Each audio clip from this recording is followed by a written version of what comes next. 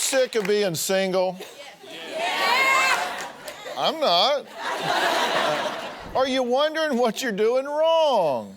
All of your friends are getting married and you're panicking about your future. That clock is ticking, right?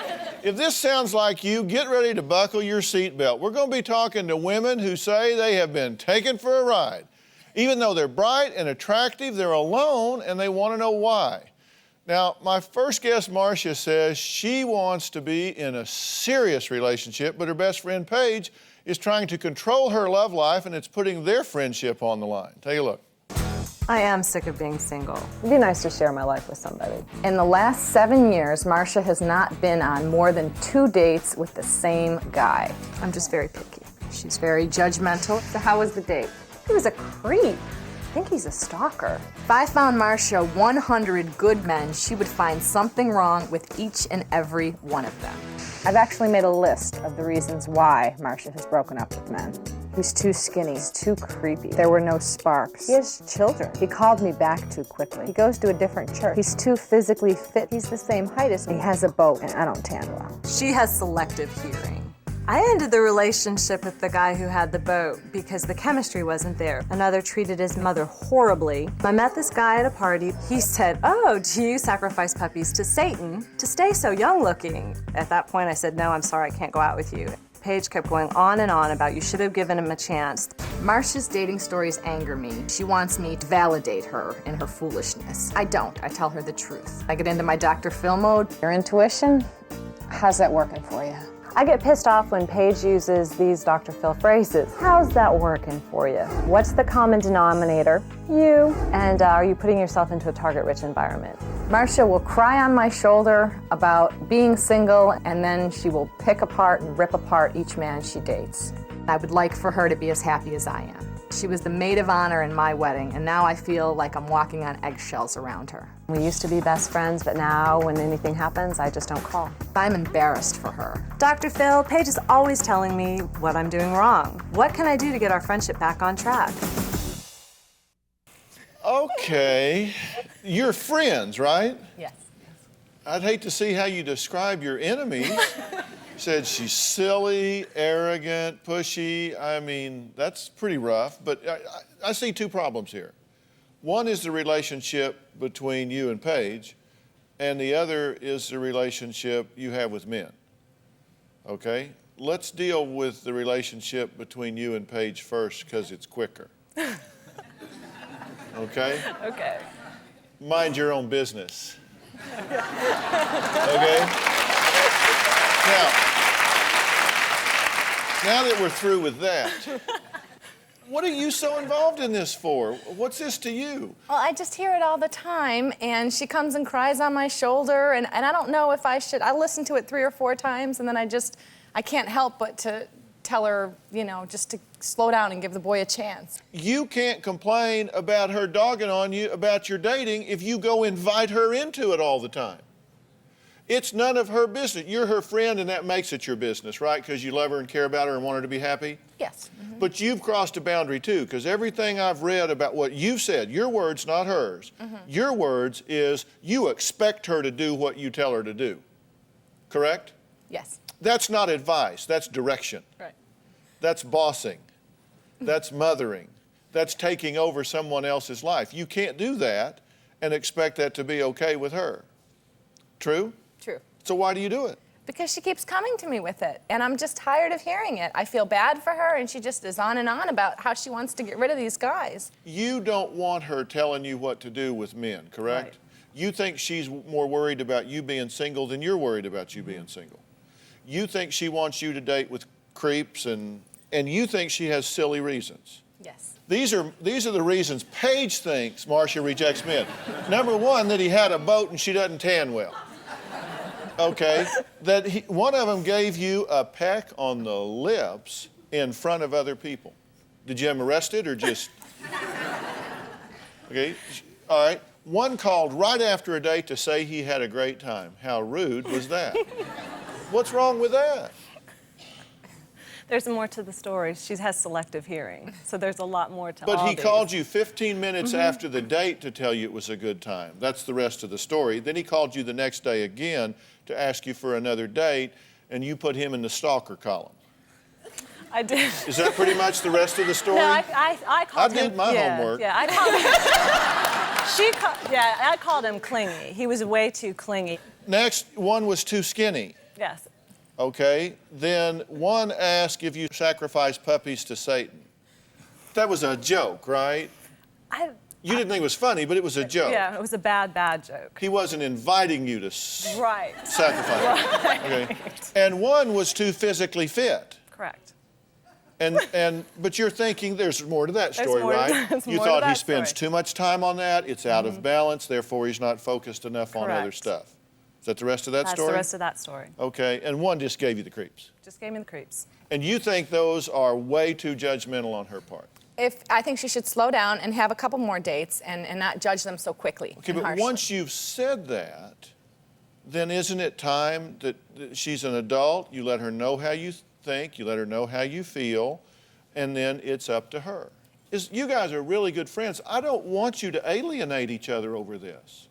If you were talking about it and laughing and disagreeing and teasing her and you were going back and forth and you had a good, healthy debate going back and forth about it, that would be fine. But what you're saying is it's threatening your relationship. You've even stopped seeing each other except at monthly events so you don't have the spontaneous dialogue you've had before, so you're going to create a problem for both of you there.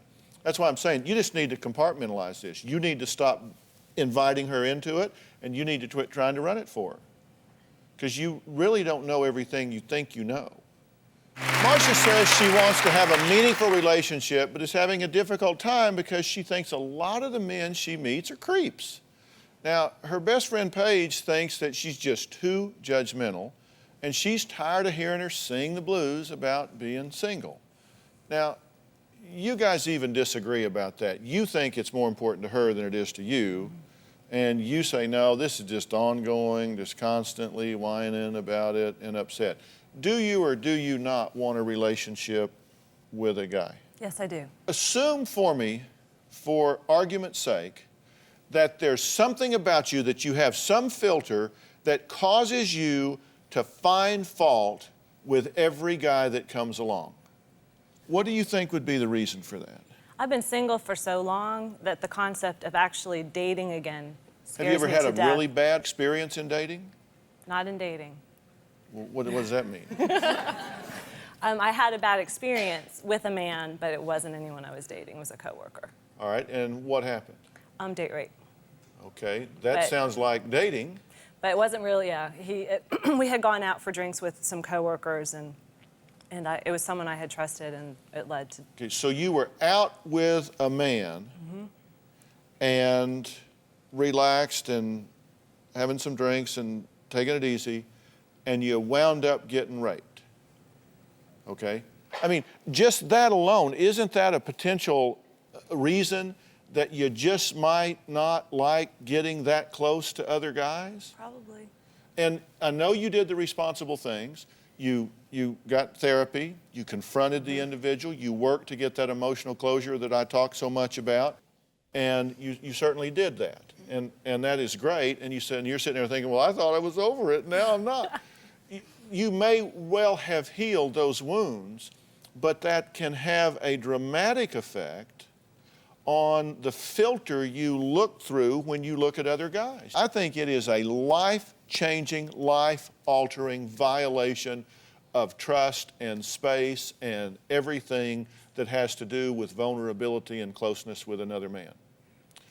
And is it possible that you're making every guy that you've encountered since then pay for the sins of that one jerk?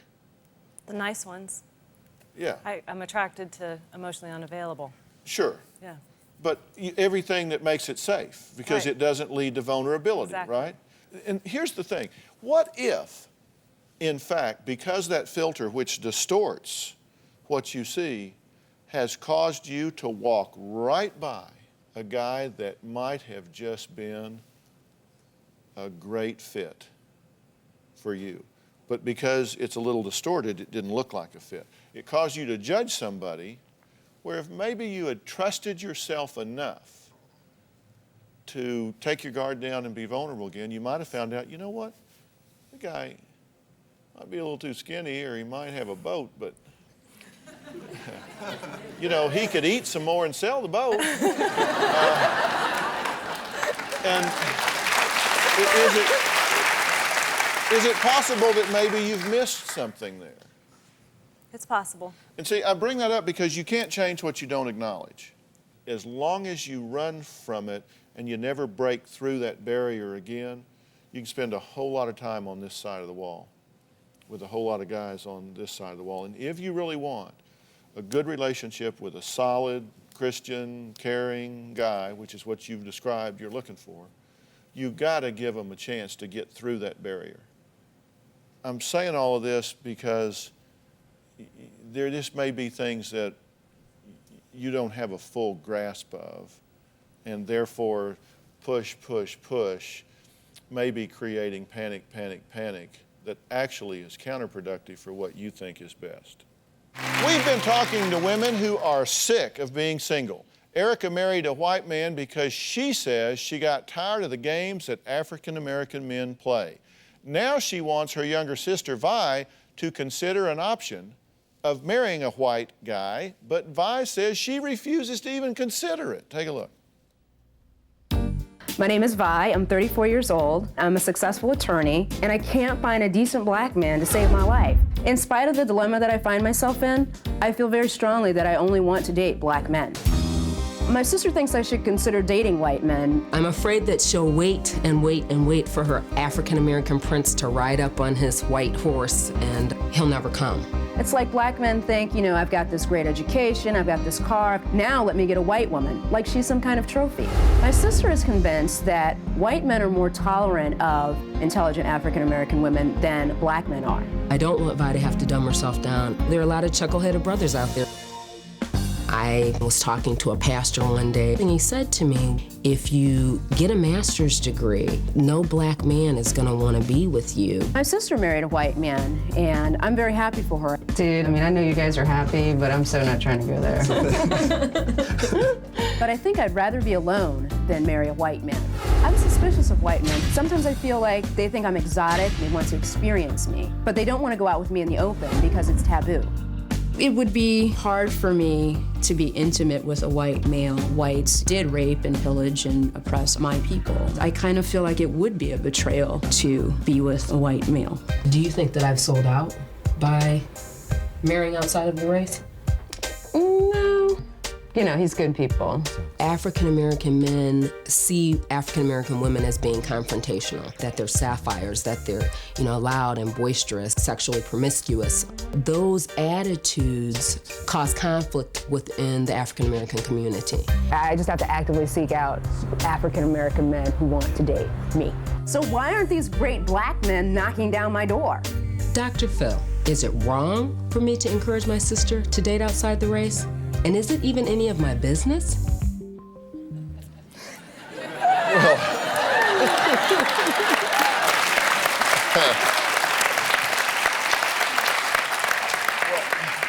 I've got to say, I've never heard two people cram so many generalities and stereotypes into one video piece in my entire life. Do y'all think in those generalities all the time? No.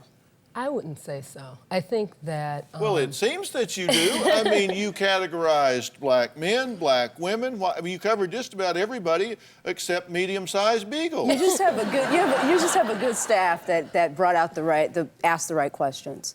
Well, yeah. Mm-hmm. Good job, staff. But because we want to know how you really feel about it. I think I should make it clear. I don't have a problem with people dating interracially. I think this is the United States of America, and people should be able to do what they want. However, for me personally, I hesitate to do that, one, because of the negative experiences I've had with white people in general, and also because being African American is such a core part of who I am. For example, if I were given a choice of being a white female or a black male, I would choose to be the black male without a doubt, because being African American is such a central part of who I am. I'm an African American here, I'm a female here. Would that be a yes? Yes. And you're a lawyer, right? Yes. There you go. Yeah. I remembered that back in there somewhere. Yeah, but listen, if what you're saying is, I just don't feel comfortable with pursuing an interracial relationship, well, A, what's the problem? And B, what business is it of yours? You know, on some You did level, what? This felt right for you, correct? Right.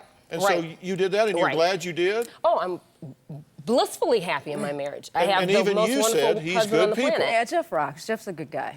Okay. You know, he's an exception probably, I would think, and not the rule. You know, I think his parents raised him not to be oppressive, you know? He's fantabulous. And I think the thing that I'm thinking about is I tend to stay out of my sister's business. But I am the oldest child. Our parents are both deceased now, and I think that what has happened is, you know, all those prayers that our parents prayed for us over the years to find good husbands, that mantle has fallen on me. And I want my sister to be happy. I think she's a wonderful woman. I think that there are so many qualities about her that someone else ought to be able to enjoy. But if she has a personal value that she wants to marry an African-American man, or she wants to have a relationship with an African-American man and maybe get married, then is there a problem with supporting that? You know what? I don't have a problem supporting that. I think what I have a problem with is I'm questioning whether or not some African-American man is going to appreciate her. Is she going to sit around and wait for him and then end up being alone? Because she does want to be married. Aren't you saying essentially that there just aren't any options for her? I think that because she's too pickings educated are and she's slim. gonna... Oh yes, I think the pickings are slim. You know, I mean, if you think about it, we have so many African-American men because of the penal system that we have in the U.S. that are incarcerated, fairly or not. We have a lot of African-American men who have chosen a homosexual lifestyle, and I did say chosen. We have, because of that, such a small pool that I think that with her having, you know, an advanced degree, being, you know, attractive, wanting to take care of herself or whatever, that it just makes it very difficult. It's going to be very difficult for her to find someone. Is there anybody you haven't alienated in the last minute? Here's the thing.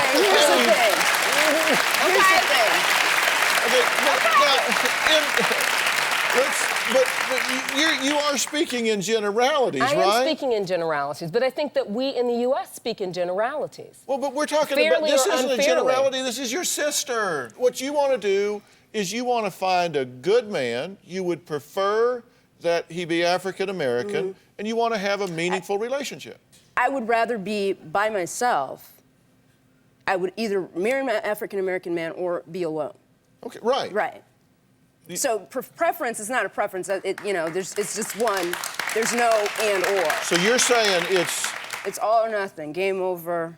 So you don't even consider an option? No, I'm not there. Okay, but if that's where you are, can you not then respect and support that? I respect it. I support it. You're just thinking she's narrowing her options too Yes, much. I am. Black men don't appreciate the fact that we don't take their stuff and that we are independent. I mean, I actually had a black man just stop calling me because of that, because I'm not willing to submit as maybe a white woman is willing to be submissive to a black man. I even had my mother say, you know, April, you need to back down off this black man because he can't take it. You have to let the black man think that they're in charge so they'll stick around. And I shouldn't have to do that. I'm tired of being an educated black woman without a man and being alone because black men date white women. Okay. It's hard being a single woman these days, especially for black women, as you just heard. Now, Erica is trying to get her sister Vi to date white men, but Vi says, no way, no how, ain't happening, no interracial marriage for you, right? Correct. All right, now, I want to introduce someone else here. This is Dr. Bill Parham.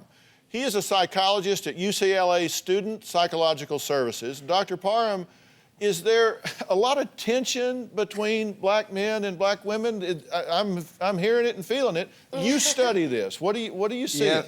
Yes, there is, and certainly there is an element of truth to what everybody says, but with all due respect, it seems like the seats actually need to be switched. Vi seems very comfortable with her decision, and I think that that's an important issue.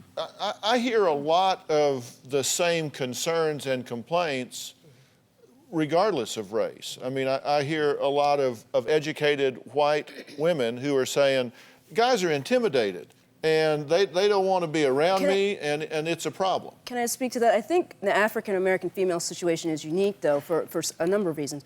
One, the ratio of African-American women to African-American men in institutions of higher learning, in my law school class, we outnumbered men 2 to 1. Some places it's 3 to 1. Some places it's 4 to 1. Some places it's 5 to 1. That's the first thing that white women don't deal with. The second thing that white women don't deal with, or other women don't deal with, is the attitudes that are perceived about them. We have negative attitudes associated with us. We're combative, we're confrontational, etc. African-American men, African-American men in this society have been so emasculated from day in and day out. True. And what happens is, what I think is happening, is that at the end of the day, when an educated African-American man or any other African-American man comes home, he wants to deal with someone that is going to make him feel like he is a man and is not going to question him in a way that may, and I'm not stereotyping white women. I'm not saying that all white women are submissive. I'm not saying that at all. What I am saying is that culturally, African-American women are very direct. I want to talk to Eric over here. He said he would never date a black woman, even Halle Berry. Stand up. Now, I know Halle Berry, and there ain't nothing wrong with her. Why? I'm tired of it. Of what? I mean, I'm tired of the drama, everything. Black women, they always throw in your face, you know, I'm an educated black woman. All women are educated at some point. You know, it's just not one race, you know. I'll tell you straight up, I'm never going to date another black woman. So you I will think not marry a black woman at all. Are you saying they got a chip on their shoulder? Yeah, more than a chip. I mean, you know, I want a three-dimensional woman. I don't want a one-dimensional woman. You know, I want a woman. Hold on. All right, hold on a minute. Twyla, what do you want to say? You look like you're just about to jump out of your seat over there. So stand up. What do you want to, this is Twyla. What did you want? You were one of the ones on the bump-in tape. I was, yes, I was. Saying you wanted to Black whip women are somebody. three-dimensional. We really, really are. But when all we get is a one-dimensional man, that's sometimes what we have to give back. You better tell us. All right. Thank you. Why do you think I married a white man? And a black woman raised you. And you need to remember that. What if there is a wonderful, loving, caring, giving, nurturant woman out there that would just partner you in such a wonderful and great fashion, but she's black, so you walk right by her? Exactly. But wouldn't you be missing something? No. I choose not to date. That's the thing. That's the thing.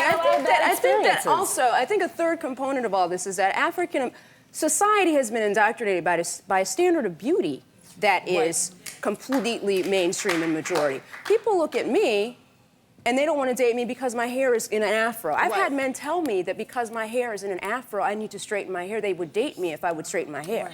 Why do you think I cut my hair off? We're talking to Erica and her sister Vi about whether Vi should consider dating white men. Now, we have African-American men in the audience that also have very strong opinions, and I want to hear that. In the third row, stand up for a second. Tell us your name. Lasheen Taylor. All right. You said she cut her hair because she's got a problem. What's that mean?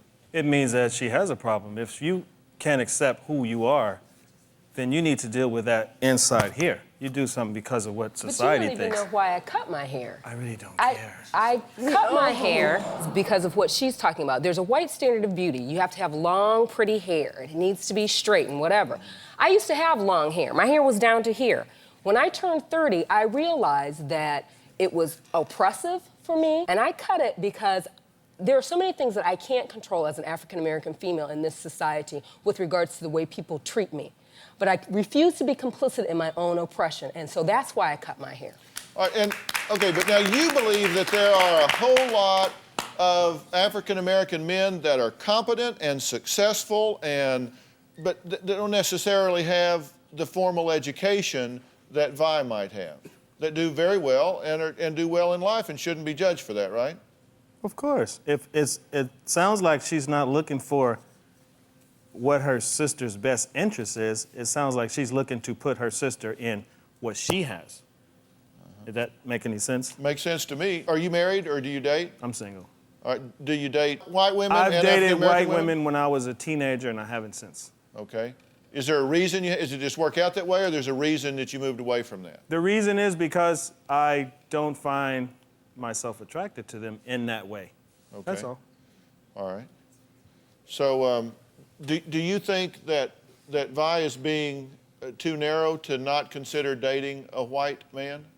No, not at all. She can date who she chooses to be with, and I think that's an individual desire. Yeah. All right. And if you're comfortable with that, I mean, that's what I keep coming back to. If you're comfortable with that and you're not... well, I don't think that I've ever said that I'm not. I just think that I want someone to appreciate her. And I'm questioning whether my African-American bros are going to be able to do that. Because she's not changed. She's still the same wonderful woman that she's been. Right. She's gone out on all these dates with all these different men, and it's just like they don't want to be bothered. Okay. You know, she's not loose enough. You know. Well, all right, hold on. Let's not be getting loose. Did you want to say something?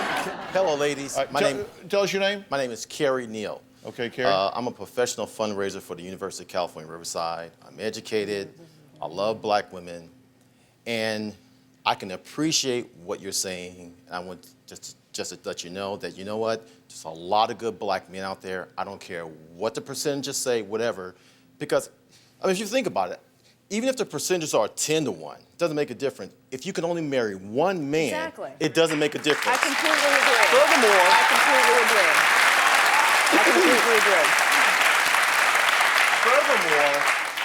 Furthermore, it doesn't make a big difference who you date, whether it be black or white, because first of all, if a person comes to you and doesn't respect you and doesn't appreciate the beautiful queen that you are, you need to step to the next person until that person presents themselves. And you know, I'm sorry, I know you may have had some bad experiences.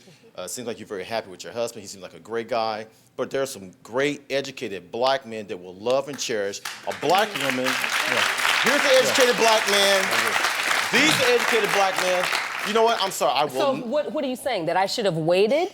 No. I'm saying if you're happy, that's fine. Right. But I'm saying I refuse to sit here and let you say that African American black men cannot appreciate an educated, intelligent, beautiful black woman. All right. Okay. We got to move on, but I want to hear what you have to say, Jeffrey, who's Erica's husband, and then I want to hear any final comment from Dr. Parham. Yeah, two things. I think it's got to be definitely evident at this point that this is an issue that certainly needed to be brought up today and discussed, because there's a lot of people who have very strong opinions in both sides of the issue. The second thing, though, is with my wife, in defense of her, because I did hear some voices from behind me. My wife did date black men, predominantly, and when I came along, I swept her off her feet. It had nothing to do with me being black or white. I swept her off her feet. Yeah. I love my wife very much.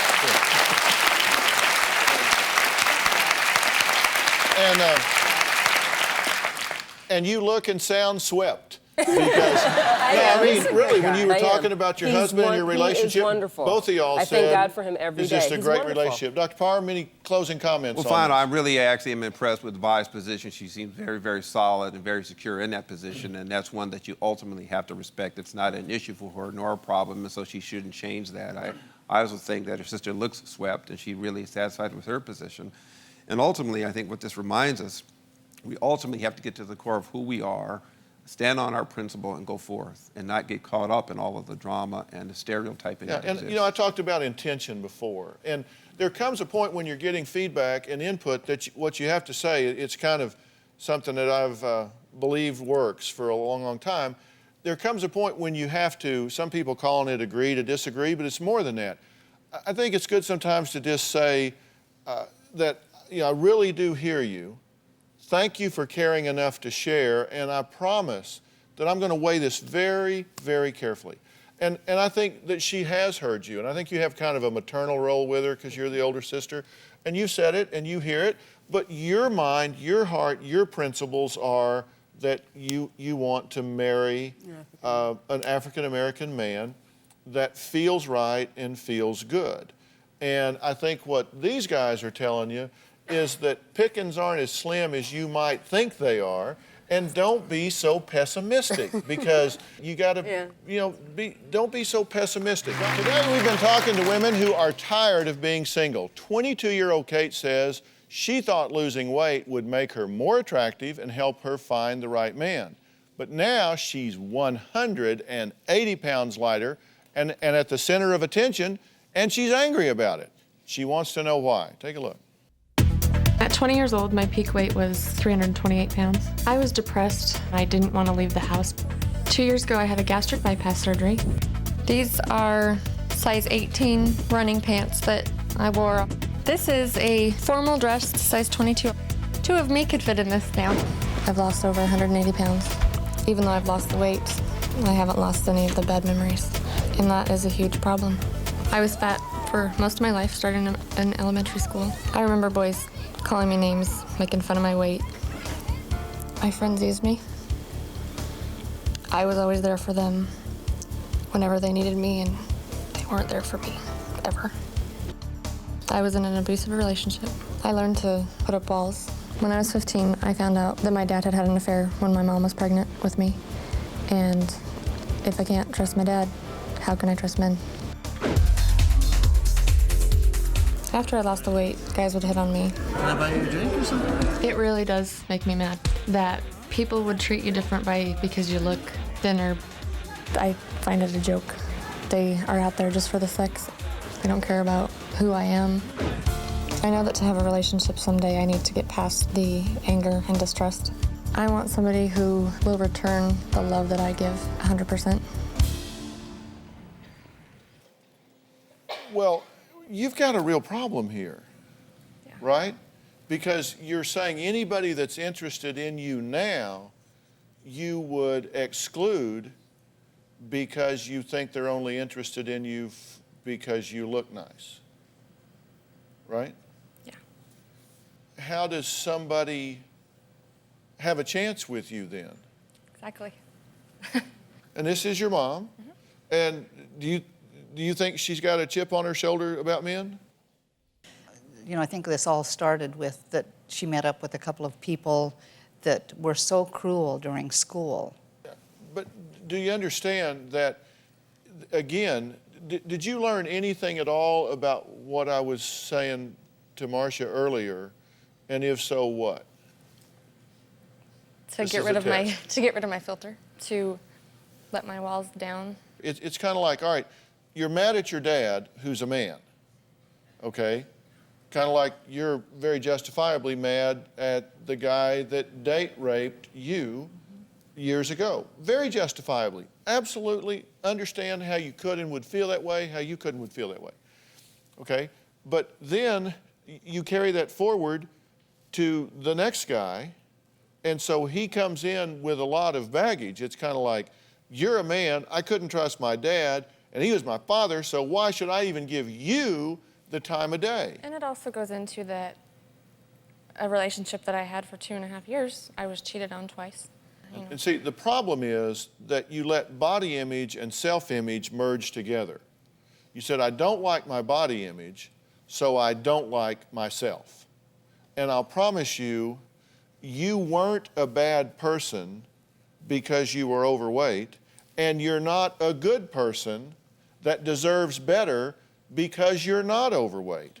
You didn't deserve less than dignity and respect and fidelity and loving and caring when you were overweight.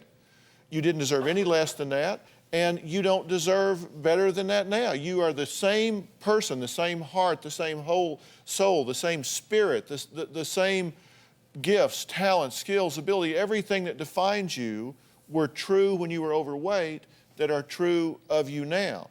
But you didn't appreciate yourself then, and so now you're still saying, you know, no one would appreciate me now. And that's just simply not right. The person you have to trust is you. Do I know what the next guy you go out with is going to do? Is he going to be faithful? Is he going to be nice? Is he going to treat you well? I don't know the answer to that. But and you can't either, right? Right. Is that what's keeping you worried? It's just like, and not only could it happen, you expect it to happen. Well, it's more of, I think that I still have the mindset to settle for less. and I'm scared to get in a relationship because I might get in there and keep settling. Then what you have to do is people that you love and trust, and your own kind of objective standards and criteria where you say, and really it starts out real fundamentally.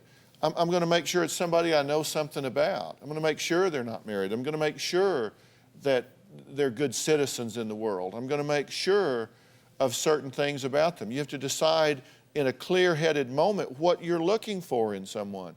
If education is important, if just enterprise is important, if just a good sense of humor is important, find the things that you really think define, whatever the package comes in, what defines a good person for you.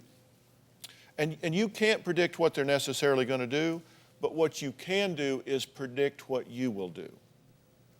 I've said how much you trust someone else is in large part a function of how much you trust your ability to deal with whatever they do.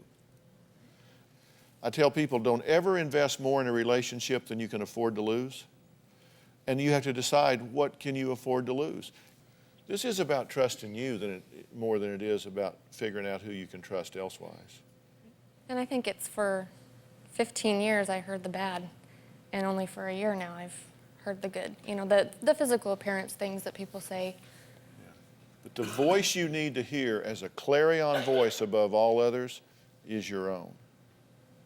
That you didn't give yourself credit for the person you were then, but you do now. And the past is over, the future hasn't happened yet, the only time is right now. Do you have a story or a question for me? Click the link in the description and tell me what in the world is going on.